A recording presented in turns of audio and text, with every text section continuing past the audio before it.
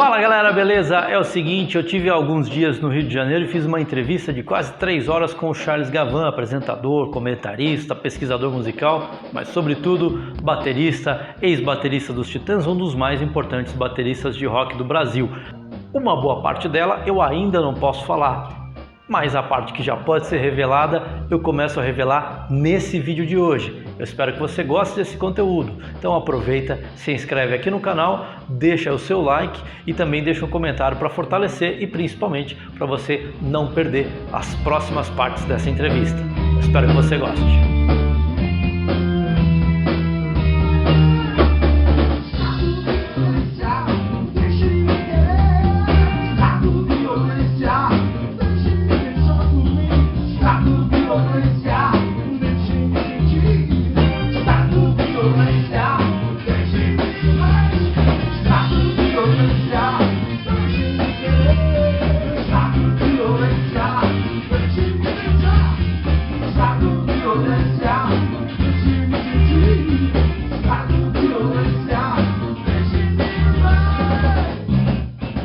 25 de dezembro de 1984, estava almoçando com a minha família e ligaram para minha casa.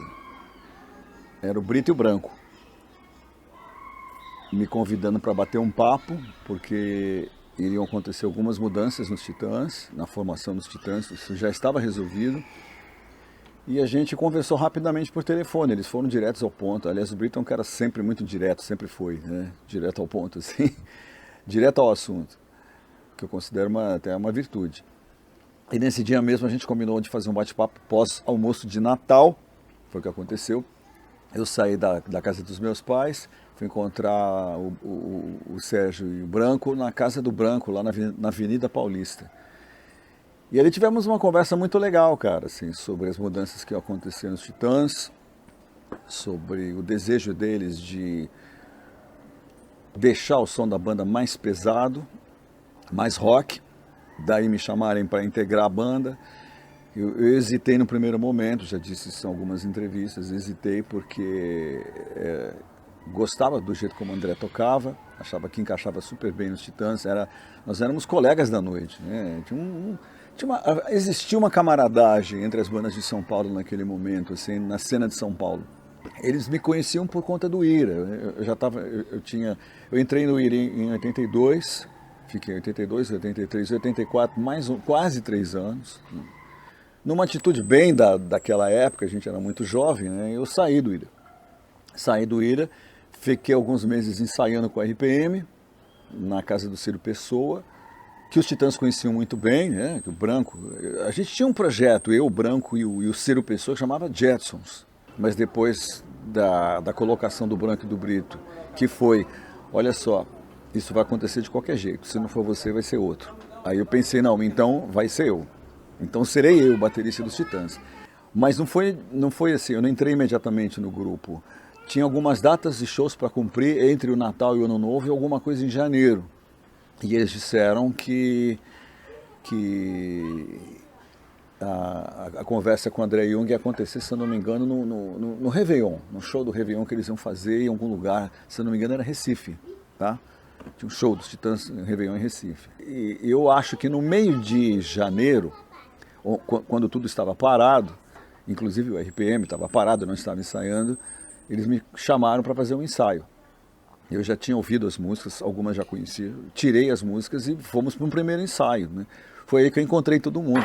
O Paulo Micos tem uma frase que eu também não esqueço, né? Ele entra assim no estúdio de ensaio que a gente estava, olha para mim e fala, bem-vindo ao barco.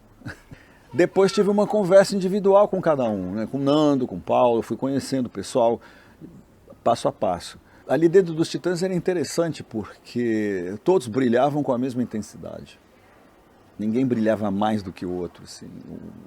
O Arnaldo não brilhava mais do que o Branco, que não brilhava mais do que o Nando, que não brilhava mais do que o Brito, os cantores, que não brilhava mais do que o Paulo, estou dizendo, né? Todos brilhavam em intensidade igual e eu acompanhei vários shows dos Titãs. Teve uma festa na casa deles, assim, um pós-show, não lembro de quem, onde, no melhor estilo das festas daquele período, tinha uma discoteca, um picape em cima da mesa, colocava um disco para tocar, acabava o lado A, trocava para o lado B, e depois disso alguém ia lá, escolhia um disco e era assim que funcionava, genial. O que mais me impressionou, e eu sempre fazia isso quando estava na casa de alguém, ia ver, eu sempre fui dessa opinião, você conhece uma pessoa pelos discos e pelos livros que ela tem, né? Ou até pelo que ela come, como diz o Peter Gabriel, você é o que você come, né? Eu já acho, você é o que você ouve e o que você lê.